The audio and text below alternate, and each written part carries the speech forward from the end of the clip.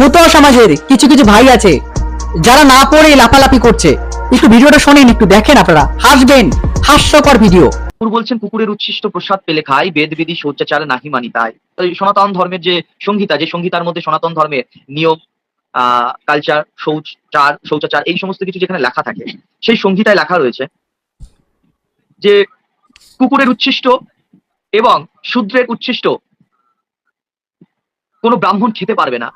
মানে কুকুরের উচ্ছিষ্ট প্রসাদ পেলে খায়, বেদ বিধি শৌচাচার নাহি মানি তাই, এই কথাই বলে আমাদের সংগীতাতে লেখা আছে। চলেন একটু যাচাই করি, একটু গুগলে সার্চ করে। তো বইকে মানে না, গুগলে গিয়ে সার্চ করি কি বলছি দেখি।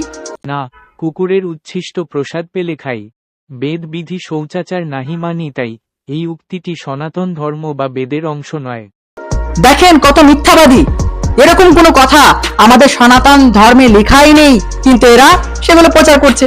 এদেরকে বলি যে পড়েন, ভালো মতন পড়েন, পড়ার পরে ভিডিও বানান, না পড়ে ভিডিও বানালে এরকমই অবস্থা হবে। দেখেন আবার কি বলছে আর্য সমাজকে নিয়ে।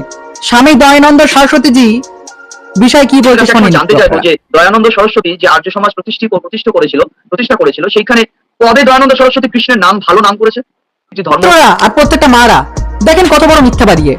ঋষি স্বামী দয়ানন্দ সরস্বতীজি একটা বই লেখেন, যে বইয়ের নাম হচ্ছে সত্যার্থ প্রকাশ। ঋষি স্বামী দয়ানন্দ সরস্বতীজি বলে শ্রীকৃষ্ণ চরিত্র হচ্ছে আপ্তবুসের মতন, যে কোনো সময় একটু পাপ করেনি। তার গুণ, তার চরিত্র, তার ব্যবহার দেখে তাকে আপ্তপুরুষ বলা হয়েছে। তাহলে এ কি বলছে? ভাই একটুখানি পড়াশোনা করেন যে ঋষি স্বামী দয়ানন্দ সরস্বতী কি বলেছে শ্রীকৃষ্ণকে নিয়ে, কতটা শ্রেষ্ঠ জায়গায় রেখেছেন। আপনি ভাই পড়েন না, ভাই বই পড়তে হবে, আপনি গুগলে গিয়ে সার্চ করে দেখেন, সেখানেই পেয়ে যাবেন। दैनिक भास्कर के मुताबिक महर्षि स्वामी दयानंद सरस्वती ने सत्यार्थ प्रकाश में लिखा है कि श्री कृष्ण जी का इतिहास महाभारत में अत्युत्तम है। उनका गुण, कर्म, स्वभाव और चरित्र आप्त पुरुषों की सदृश है। श्री कृष्ण ने जन्म से मरण पर्यंत बुरा काम कुछ भी किया हो ऐसा नहीं किया।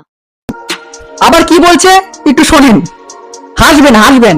একটি গ্রন্থ লাগে, একটি আরাধ্য দেবতা লাগে, একটি ভবিষ্যৎবাণী লাগে, কিছু ভবিষ্যৎবাণী থাকা দরকার। তো এইগুলো সমস্ত কিছু মুতোয়া দর্শনে রয়েছে। তাহলে মুতোয়া কেন একটি ধর্ম হতে পারবে না? এরা নতুন ধর্ম সৃষ্টি করেছে, মুতোয়া দর্শন। মুতোয়া দর্শন বলে কোনো কিছুই হয় না, এটা আমি বলছি না, আমার কথা না। চলে একটু গুগলে যাই, কেন এরা বইয়ের কথা বিশ্বাস করে না। গুগলে গিয়ে একটু যাচাই করি, চলে আমরা সবাই মিলে গুগলে ঢুকি একটুখানি। আরে কি বুঝাই, এ পড়েনি। हाँ, मतवा दर्शन नामक कोई विशिष्ट शास्त्र, रिलीजियस टेक्स्ट और स्क्रिप्चर नहीं है। मतवा शब्द का अर्थ मत या विचार से संबंधित हो सकता है और दर्शन का अर्थ दृष्टिकोण या दर्शन हो सकता है। यह संभव है कि यह शब्द किसी विशेष धार्मिक या दार्शनिक दृष्टिकोण को संदर्भित करता हो, लेकिन यह एक अलग विशिष्ट शास्त्र के रूप में मान्यता प्राप्त नहीं है। মুতোয়া দর্শন বলে কোনো কিছুই হয় না, সেটা মত একটা পান্থ, এটা আমি বলছি না, এটা বলছে গুগল। কিন্তু